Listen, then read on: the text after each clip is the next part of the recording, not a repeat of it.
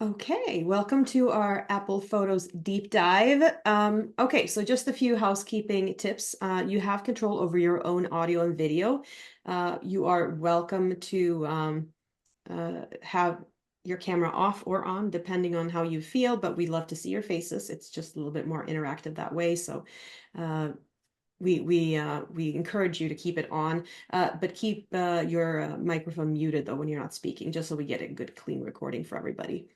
And if you have tech difficulties, leave the meeting and come back in. The recording will be available later today, so you won't miss a thing. We'll get it to you somehow. Slides will be provided as a PDF along with that, so you don't have to take notes if you don't want to. And we will have a Q&A, but put your questions in the chat so that we can get them noted for you. Okay, and then if you have any questions afterwards, you can always just email us. All right, let's go to the next one. I think all of you know me, but if there is anybody watching who doesn't know me, I'm Caroline. I am currently in Chicago, Illinois. Last month, I was in Sweden, where I was born and raised. I am an organizing and productivity coach and a certified photo organizer, and I'm the owner and head coach of the Swedish Organizer, which is my company. And today we have Amy. Look at those photos. Aren't those amazing? Those are brand new. I love those. Amy is in Venlo, the Netherlands, and she's going to be presenting today. She is a rock star organizer by day that I have a pleasure working with almost, yeah, I would say, how many years has it been now? A couple, 4 or 5 years or something? I think Yeah, it's been a while. yeah, I Yeah. think it has. Yeah, and it's just been the best collaboration ever. She's best. Aw. And then of course she's an organized rock star by night, which is even better. We're both into music big time. So I have my little guitar. She has a much more fun one, but I'm getting there. I'm getting there. So she's a senior coach in my company and yeah, just a guru in all things Apple. And then also we have with us Dragana, who is going to be manning the chat for us. She is in Skopje, Macedonia, and she is our live event support admin helper. And she's also the best. So thank you for being here, Dragana. Yeah, I'll hand it off to Amy to get started. Let's do this. Yeah, great. Okay. So here's what we decided we were going to do today. There are so many new features that have come out in Apple in the last couple of years, a couple of new operating systems that have brought a lot of new features, especially for photos. So we decided it would be really fun to introduce you to all of these different options that have just recently become available. And it's not even just in Apple Photos. There are a variety of things within the new operating systems that have to do with photos too. And so I thought maybe it would be fun to go through all of the new features and pick out the ones that are applicable to photos and let you know about them. And just in case you haven't learned about these yet. And as you can see on the little image to the right, those are all of the features that are available just in the Sonoma operating system. There's 11 pages of little type of different options, not just photos, but all different things that they've brought up in this new operating system. So I went through and I found all of the things that I thought you might find really interesting as far as it relates to photos. So it might be photo organizing, it might be ways that you can enjoy your photos. And so we're going to talk about that today. We're going to start actually moving backward. We're going to start with Sonoma, which is the most recent operating system. Then we're going to talk about some of the Ventura highlights, which was a really big, major, big photo uh, improvement operating system. So there's a lot of really cool features there. And then we're going to talk a little bit about some of the iCloud Photos highlights too, because you might be interested in some of those. And then I'll do a few demonstrations. We'll do a recap, and then I can answer any of the questions you might have. And if you need any further demonstrations, we can do that as well. So let's start then with Sonoma. So first of all, you might be wondering, do I even know what an operating system is? How often do we ask ourselves that? Because it's a term we throw around a lot, but nobody really talks about what it actually means. So I thought maybe I would explain that right off the bat. So an operating system really does a variety of different things. When you think about a computer, you have your software, that's the programs and the applications that you use. You have your hardware, that's your computer and the different peripheral things that you have plugged into it or that go with it. You have you're the one using the computer. So you have all of these different things, and somebody needs to kind of manage all of that together. And the that's really what the operating system is. The best analogy I could come up with was that it's like an event coordinator who's putting together a conference. And the reason I thought of that is because that was something I used to do in my former life. I would help coordinate conferences.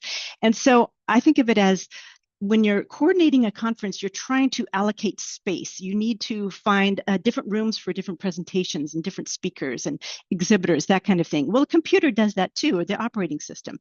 It needs to decide, well, how do I allocate the space that I have in order to use some of the different programs? Scheduling is another thing that a computer does. It needs to schedule some of the processes that are happening, because if you have something that requires a lot of processing power, then you're going to need to use, schedule that in and then put the other things off for later. So it's like an event coordinator needs to schedule the different speakers or the different events. There's also security. So an operating system needs to make sure that there aren't any viruses coming in, malware.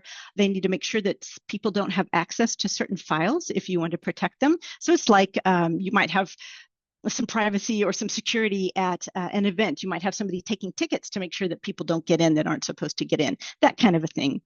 And then you have the disk management for an operating system. So it's trying to decide, okay, how am I going to manage, let's say, what happens in different settings. So it's like if you were an event coordinator, you would have different speakers. You need to make sure that a speaker goes to the right room at the right time. Do they know what they're doing? So it's a similar situation like that. You're kind of allocating, you're managing all of the different parts that are going on. And then finally, you have the user interface. That's you as the computer user. So you're trying to use the computer, and the operating system is trying to make that usable for you. So that's what we call the user interface. So in my analogy, that would be the same as like an attendee experience. So an attendee is going to the conference. You need to make sure that that person knows where they're going, that they're having a good time, and that everything really goes smoothly. So that was the analogy that I came up with as far as what an operating system does. It's just basically coordinating all of the different things that need to happen to make your user experience the best it can be.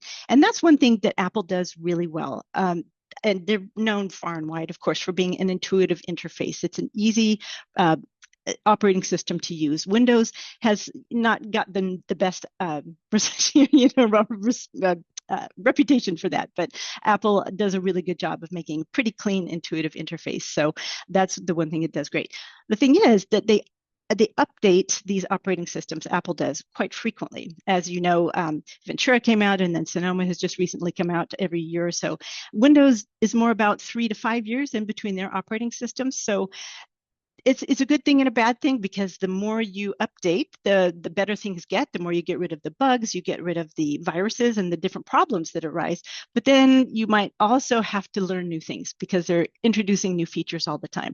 That can be a little frustrating for people, I know, but that's why we're here, because we wanted to be able to tell you some of these things, and so you don't have to dig through all of that on your own.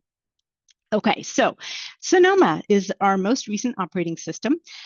This came out in September of 2023, and it's number 14. They're going to have version 14.3 here in around March or so.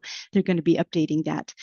I know a lot of people are worried about updating when a new operating system comes out, because there's the reputation for there being a lot of problems or bugs or issues, glitches and things that need to be fixed before you want to start using it. And there is that aspect to it. There can be some problems early on as they're trying to work out some of the bugs. But it's really a good idea to upgrade as soon as you can, because they do have some important security fixes as well. And oftentimes they're fixing some of the previous bugs that were already part of the operating system. So as soon as you're able, and if your computer is strong enough, we'll say, to be able to accommodate Sonoma or the latest operating system, it's always a good idea to do that as soon as you can. The only other time that it's a little tricky is when you have software that can only run on an earlier version, and then it's a little harder to upgrade. But if you don't have any problems with software and your computer is up to the specs that it needs to be in order to upgrade, it's always a good idea to do that as soon as possible. But if you have any reservations about that, you want to be sure, well, you should do this anyway, whether you have reservations or not. Go ahead and back up your computer before you do anything. Oftentimes they say to do a clone, which just means that you're taking an exact duplicate of your whole system, so that in case you do want to revert back to the earlier operating system, you can do that. So okay, so I just made this slide here as far as compatibility goes. I'll leave this here in case you want to refer back to it again later, since you'll have this PDF.